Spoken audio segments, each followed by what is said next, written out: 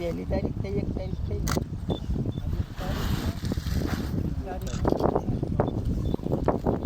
નમસ્તે દોસ્તો, તમારું મારી ચેનલમાં સ્વાગત છે.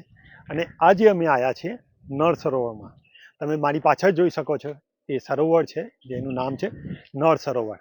આ સરોવર જે છે એ અમદાવાદ અને સુરેન્દ્રનગરની વચ્ચે આવેલું છે અને એ 120 સ્ક્વેર કિલોમીટર એરિયામાં ફેલાયેલું છે. આ સરોવર છે જે હોમ છે 250થી વધારે ટાઈપના પક્ષીઓનું. અને અહીંયા અલગ અલગ ટાઈપના પક્ષીઓ તમને અલગ અલગ સિઝનમાં દેખાય છે. અહીંયા દેખાયું છે એક ગર્લ જેનું નામ છે સેબિન ગુલ, અને એને ગુજરાતીમાં આપણે કહી શકીએ સેબિનનો ધોમડો.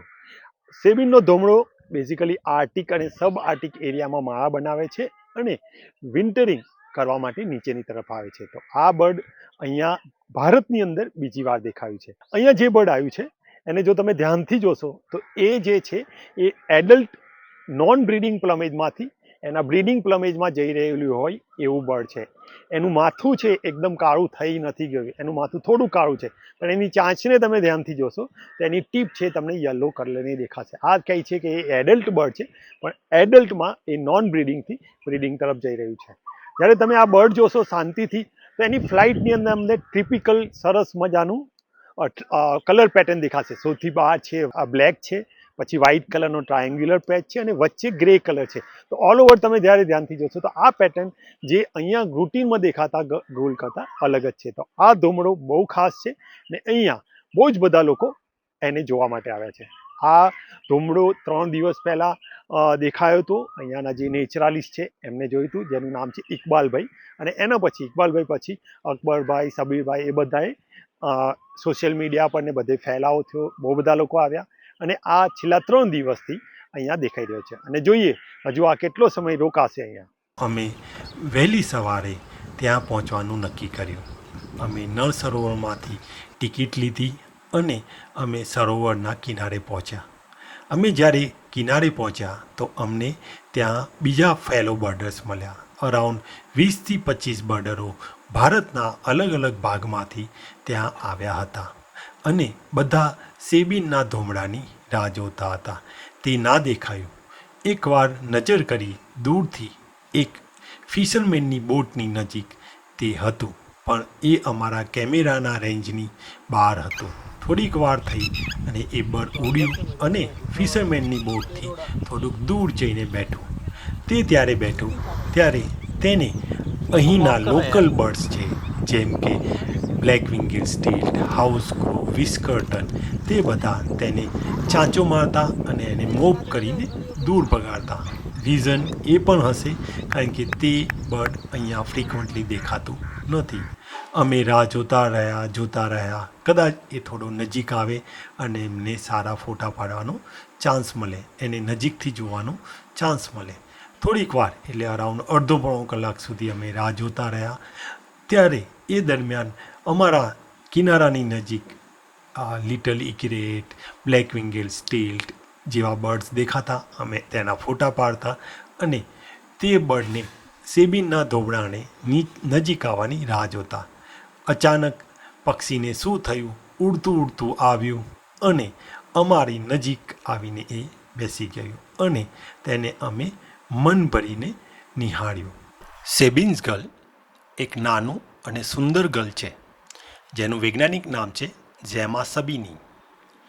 આ ગર્લ મુખ્યત્વે આર્ટિકમાં પ્રજનન કરે છે. સ્પેસિફિકલી કહીએ તો આર્ટિકના ટુન્દ્રા એરિયામાં એ પ્રજનન કરે છે. પછી હજારો કિલોમીટર દૂર સાઉથના દરિયા તરફ તે સ્થાનાંતર કરે છે. ભારતમાં તેનું દેખાવું બહુ જ દુર્લભ છે.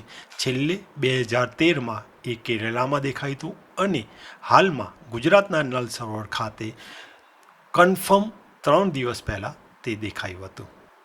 હવે આપણે તેની ઓળખ વિશે વાત કરીએ તો એક નાનું અને નાજુક પક્ષી છે.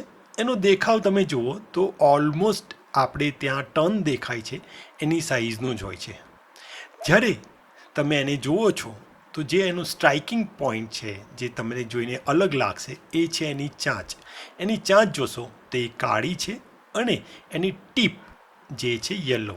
અને આવી ચાંચ તમને આપણા ત્યાં દેખાતા બીજા ગર્લ કે ધૂમડા એમાં બિલકુલ દેખાતી નથી. એના સિવાય જે બીજું એનો આઈડેન્ટિફિકેશન પોઈન્ટ છે તે છે એના upper part of the wing, અથવા એવું કહેવાય કે એની અપર વિંગ પેટર્ન જુઓ એમાં છે. એની અંદર શાનદાર બ્લેક, વ્હાઇટ અને ગ્રે કલરના ટ્રાયેંગ્યુલર પેટર્ન દેખાય છે અને તે એ બહુ જ બ્યુટિફુલ લાગે છે. એડલ્ટ જ્યારે ફૂલ બ્રીડિંગ પ્લમેજમાં જાય છે ત્યારે તેનું માથું બ્લેક થઈ જાય છે અને એની આંખની આજુબાજુમાં રેડ આઈ રિંગ દેખાય છે. પણ તમે જ્યારે આ બર્ડ જોશો તો એમાં આવું દેખાતું નથી, કારણ કે આ બર્ડ છે તે નોન બ્રીડિંગ પ્લમેજમાંથી બ્રીડિંગ પ્લમેજ તરફ જઈ રહ્યું છે, જેના લીધે તમને એનું માથું થોડુંક બ્લેક દેખાશે અને થોડુંક વ્હાઇટ પણ દેખાશે. તો એવું કહેવાય કે તેના નોન બ્રીડિંગમાંથી બ્રીડિંગ તરફ જઈ રહ્યું છે. હવે આના ફીડિંગ ની બિહેવિયરની વાત કરીએ તો એ સરફેસ ડીપિંગ ફીડિંગ સ્ટ્રેટેજી અપનાવે છે. એનો મતલબ શું થયો? તે જે પાણીના સરફેસ ઉપર જે જંતુ હશે કે એની અંદર કોઈ નાની અમથી ફિશ હશે એને ઉડતા ઉડતા જુએ છે અને એને પકડે છે અને ખાય છે. તો આ જ વસ્તુ અમે જ્યારે આ તળાવની અંદર જોયું ત્યારે પણ આ ધોમડો પણ આ જ રીતે જઈ રહ્યું હતું. એ ઉડતું ઉડતું જતું હતું, તળાવના પાણી પર કંઈક જીવડું દેખાય તો સડનલી નીચે ડીપ કરતું હતું અને એ પકડીને ખાતું હતું. તેઓ બ્રીડિંગ આર્ટિક કોસ્ટલ ટુન્દ્રાના માસીસ પોન્ડમાં કરે છે અને નોન બ્રીડિંગમાં તેઓ ટ્રોપિકલ ઓશનમાં જ્યાં સારું ફૂડ મળે છે ત્યાં જાય છે. તો સેબિન્સ ગર્લ અરાઉન્ડ 32,000થી 39,000 કિલોમીટરનું માઇગ્રેશન વર્ષની દરમિયાન કરે છે. તો એ એક એવું ગર્લ છે કે જે લોંગેસ્ટ માઇગ્રેશન કરે છે બીજા બધા ગર્લની સામે. તો it's a truly global traveller from Arctic to equator and the beyond. હવે એના વિશે આપણે થોડી રસપ્રદ જાણકારી વિશે જાણીએ તો જીનસ ઝેમામાં એક જ સ્પીસીસ છે જે છે સબિન્સ ગર્લ. એનો ક્લોઝલી રિલેટિવ છે જે છે આઇવરી ગર્લ, પરંતુ તે 60 લાખ વર્ષ પહેલાં એનાથી અલગ થયેલું છે.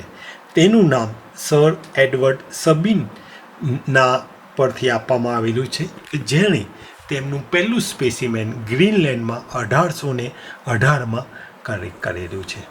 Unlike other gulls, moults start after reaching wintering ground, a rare behaviour for any girls.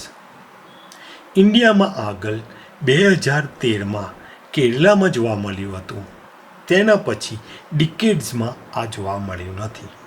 આ વખતે તેનું સાઇટિંગ મે 2025માં નળ સરોવરમાં થયું છે અને તે બર્ડ વોચિંગ કમ્યુનિટી માટે મોટી ઘટના છે. દોસ્તો, આવું પક્ષી આપણા ગુજરાતમાં ભાગ્યે જ જોવા મળે છે અને તે જોવું તે એક ભાગ્યની વાત છે. સેબિનનો ધોમડો એક ગ્લોબલ ટ્રાવેલર છે અને એની સૌંદર્યતા અને યુનિકનેસ બર્ડ લવર માટે વિશેષ છે. વિડીયો પસંદ આવે તો લાઈક કરજો, નવી અપડેટ માટે સબસ્ક્રાઈબ કરજો અને તમારો અનુભવ હોય તો કોમેન્ટમાં જરૂર શેર કરજો.